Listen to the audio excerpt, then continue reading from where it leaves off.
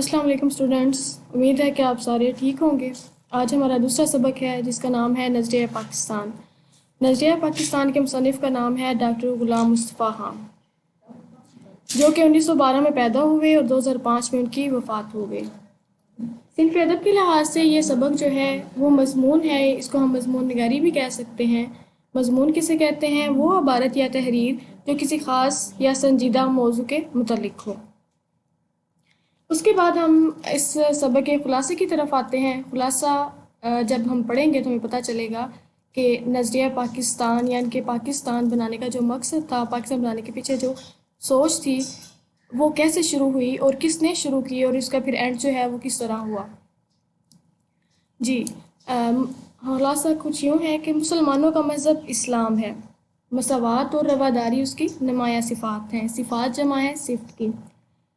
بر صغیر پاک و ہند میں مسلم حکمرانوں نے اس بات کا ہمیشہ خیال رکھا، یعنی کہ جو حکمران تھے، جو بادشاہ تھے، جو حکمرانی کر رہے تھے، انہوں نے اس بات کا ہمیشہ خیال رکھا کہ ہماری جو صفات ہیں وہ کون سی ہیں؟ مساوات اور رواداری ہے۔ لیکن کئی حکمران حد اعتدال سے بھی آگے نکل گئے، جس سے بعد میں آنے والوں کے لیے مشکلات پیدا ہو گئی۔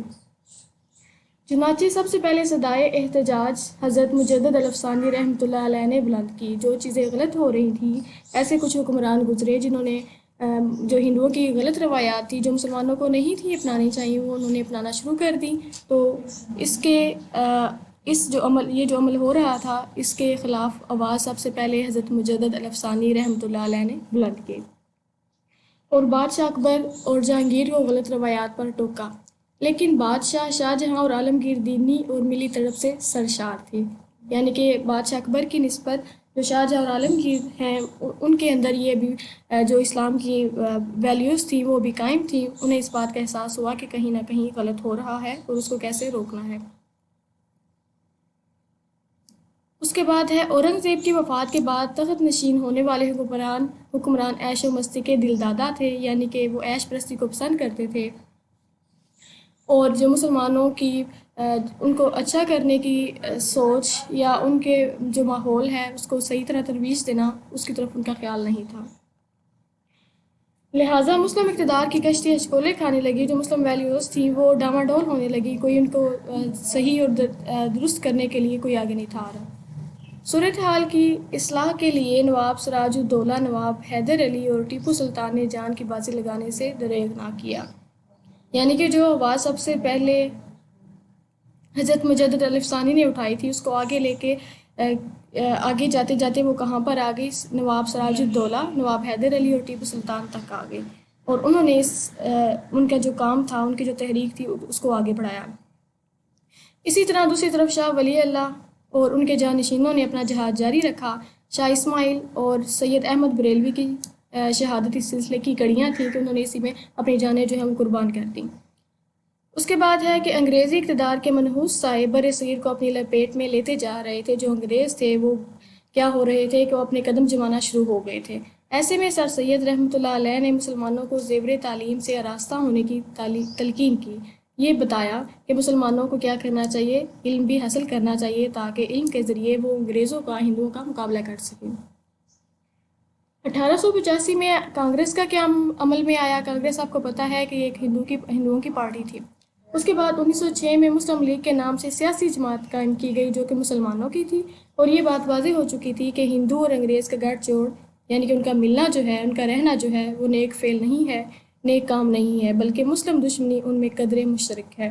یعنی کہ یہ اوپر سے مسلمانوں کے ساتھ تھے، لیکن یہ کیا تھے کہ اندر ہی یہ سازشیں کرتے جا رہے تھے کہ کس طرح مسلمانوں کو ہم علیحدہ کریں، کس طرح مسلمانوں کو غلام بنائیں، کس طرح ان کا ہم نقصان کریں۔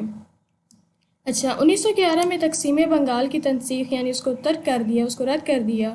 1919 کی تحریک خلافت شدی اور سنگٹھن تحریک، اس کے علاوہ 1928 کی نہرو رپورٹ، وہ واقعات تھے جنہوں نے ہندو ذہنیت کی کلی کھول کر رکھ دی۔ یعنی کہ کچھ ایسے مسلمان لوگ تھے، یا رہنما آپ کہہ لیں، کچھ بڑے لوگ تھے جو ہندوؤں اور انگریزوں کو اپنا ساتھی سمجھتے تھے، لیکن اب یہ چیزیں ساری ہوئیں تو انہیں پتہ چلا کہ یہ سارے ایسے اقدامات ہیں، ایسی تحریکیں ہیں جن کی وجہ سے ان پر یہ بات جو ہے وہ عیاں ہو گئی، واضح ہو گئی کہ ہندو اور انگریز جو ہیں قطعی جو ہیں مسلمانوں کے سگے نہیں ہیں۔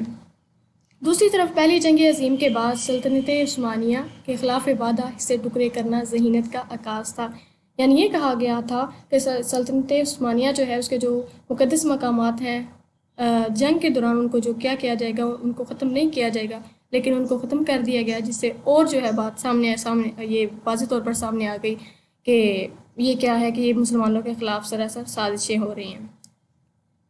اس کے بعد بات آ گئی قائد اعظم کی کہ 1929 میں قائد اعظم رحمۃ اللہ علیہ کے 14 نکات اور 1930 میں علامہ اقبال رحمۃ اللہ علیہ کا خطبہ الہ آباد مسلم قیادت کے بدلے ہوئے انداز کے غماز تھے۔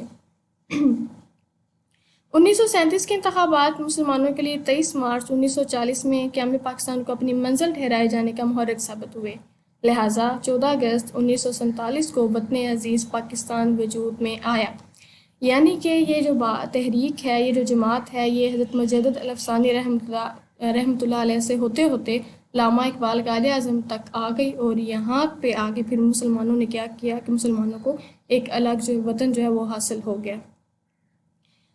اینڈ پہ ہے کہ قیام پاکستان کا مقصد فقط ایک قطع زمین کا حصول نہ تھا، زمین کا ایک ٹکڑا حاصل کرنا جو ہمارا مقصد نہ تھا، بلکہ ایک اسلامی اور فلاحی مملکت کا قیام تھا، جس کے اندر کیا ہو کہ ہر طرح سے ہم جو مسلمان ہیں وہ صحیح معنوں میں مسلمان بن کر، مسلمان رہ کر، مسلمان ہو کر زندگی گزارے، اور اس کے حصول کے لیے ضروری ہے کہ ذاتی مفاد پر اجتماعی مفاد کو ترجیح دیں، یعنی کہ ہم صرف اپنا ہی فائدہ نہ سوچیں بلکہ ایک قوم ہو کر ہم کیا کریں کہ ہم جو بھی ہمارے پاس ہمارے اوپر مصیبتیں آتی ہیں، مشکلات آتی ہیں، ہم ان کا مقابلہ کریں، تبھی ہم صحیح معنوں میں جو پاکستان کا مقصد تھا اس کو حاصل کر سکتے ہیں۔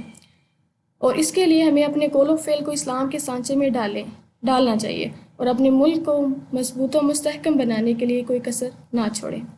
یہ ہمارا خلاصہ تھا نظریہ پاکستان کا، جس سے ہمیں پتہ چل گیا کہ پاکستان کیوں بنا، پاکستان کیسے بنا، اور پاکستان بنانے کا مقصد کیا تھا، اور جو پاکستان بنانے کا مقصد تھا وہ ہم کس طرح اس کو پورا کر سکتے ہیں۔ شکریہ۔